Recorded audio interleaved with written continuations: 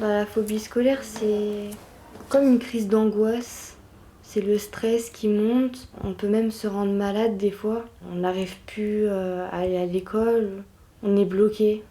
C'est comme s'il y avait un mur et qu'on ne pouvait pas le franchir. Pour moi, c'est des crises d'angoisse, des malaises au collège, c'est plein de choses. C'est vraiment des idées pas joyeuses, vraiment pas... On n'a pas envie de ça. Et je peux plus retourner au collège, mais là, je vais beaucoup mieux. Et je continue toujours à avancer progressivement. Et là, je retourne au collège à la rentrée, comme tout le monde. Ici, pas question de dire cours, classe ou école. Dans cet appartement aménagé comme un cocon, on accueille chaque jour des élèves qui souffrent de phobie scolaire. En 1 an d'activité, l'association a aidé une trentaine de familles.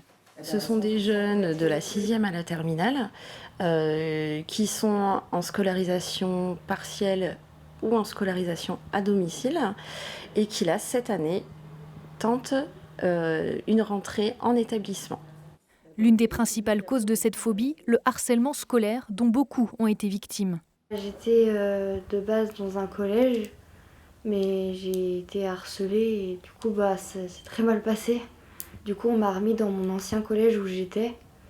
Et c'est de là que j'ai eu peur que ça recommence. Dans le logement prêté par la ville du Mans, les jeunes réapprennent à avoir confiance en eux et à exprimer leurs émotions. De base, j'aimais pas le bricolage.